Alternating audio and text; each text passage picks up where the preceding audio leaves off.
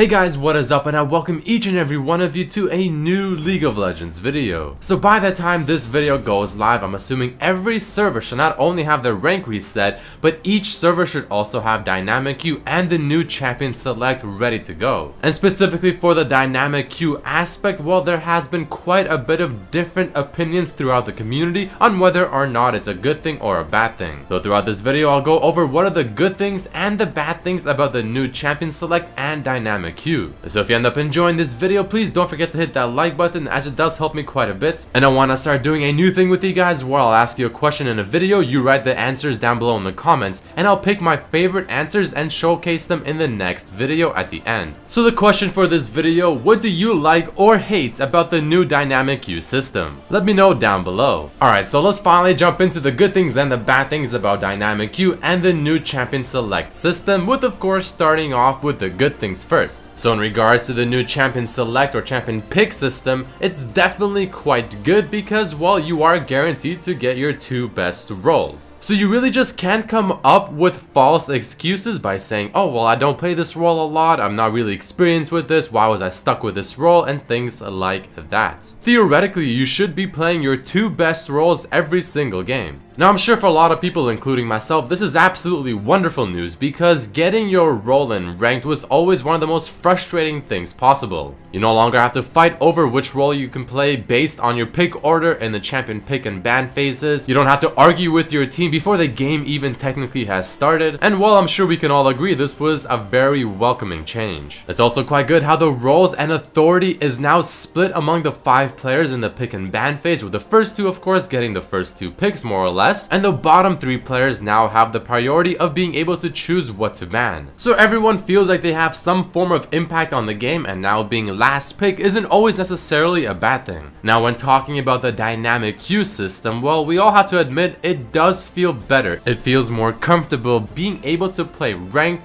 or quote-unquote solo queue with your friends. Before, I would love to duo queue with a friend, someone I feel like is a good player, because I feel more comfortable in the game. I don't feel like I'm all alone, and it just overall works better. And you tend to have a better mentality within the game as well. But now that you can queue with any number of your friends, whether it's just one extra friend or 4 other friends, I mean, it's a great option, and it does make ranked feel more of an enjoyable experience where you can just feel more at home. And it'll give a lot of players less anxiety because they won't be scared of some random person getting really mad at them if they underperform, and a variety of things like that. Riot themselves even stated that many people have admitted that they are much more inclined to actually play ranked if they can play with their friends versus completely random people. Also, in the new dynamic system, if you end up playing by yourself or just maybe with one other friend, well, since the games technically and theoretically should be less toxic and more friendly, it can be easier to find another group of friends or people that you can play Dynamic Queue with. So the option for that is definitely there. And Riot has been saying how they're improving their algorithm within the Dynamic Queue matchmaking system to the point where hopefully it actually works the way it should, because as of right now, or as of recently, it really hasn't. So those are the good things and the positives that I can think of when it comes to the Dynamic Queue system or the new champion pick and ban phase system. But let us next jump into what are the bad things about these 2 new systems. Well, first and foremost, I mean, it's really just human nature to always try and find a way to exploit the way something works. And while the new champion pick and ban phase is really no exception to that.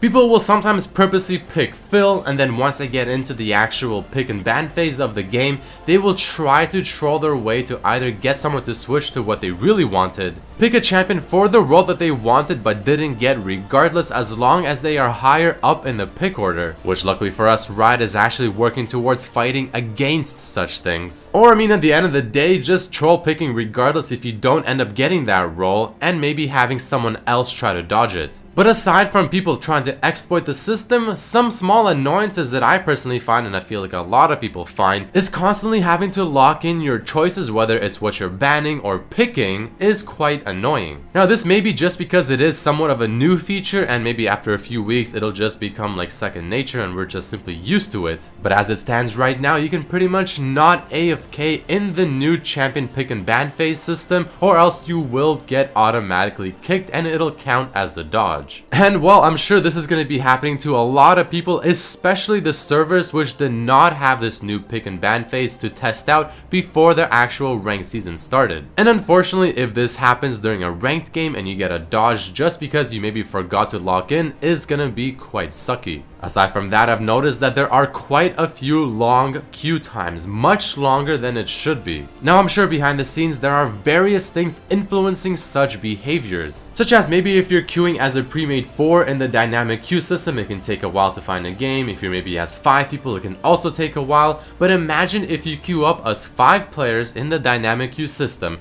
Every player is master tier or above. I mean, I can't imagine how long it will take to find a game that is equal in skill, so aka fighting 5 other master challenger players that are also pre-made 5. Because with the new system, that is essentially Riot's goal. They even stated how 4-man pre-mates have a 98% so far of a chance to face another pre-made 4 team, while 5-man pre-mates have a 96% chance to face another 5-man pre-mate. And with that being said, the matchmaking for Dynamic Queue has quite honestly been a little wonky. You can have such an interesting array of players ranging from ELO, maybe from Plat 5 all the way to Diamond 1 for instance, all within the same game because of this dynamic queue system. I mean, I recently saw a game where it was mainly somewhere around Diamond 3 or Diamond 4 ELO for the most part, and every single player was that ELO except for 2 players on the same team, both of which were Platinum 5. Now that's obviously not fair because in that game those 2 Platinum 5 players actually did quite poorly from what I've seen, and I mean, it's not really fair, and that matchmaking just really shouldn't work that way.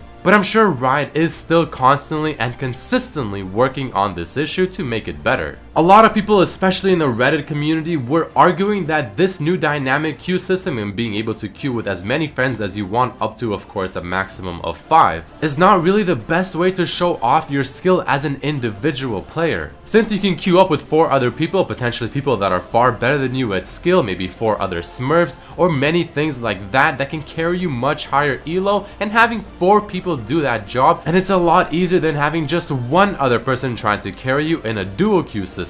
So a lot of people are arguing that, well, it's definitely possible that a lot of players now will have an inflated ranking. There's been a lot of instances where full LCS teams will queue up together on a dynamic queue system, and I mean, even now it's still possible for a full LCS team to face random solo queue type players in dynamic queue. The option to choose Phil as your secondary or whatever role is pretty much the same thing as selecting support, because from what I have seen, Phil has always ended up as a support.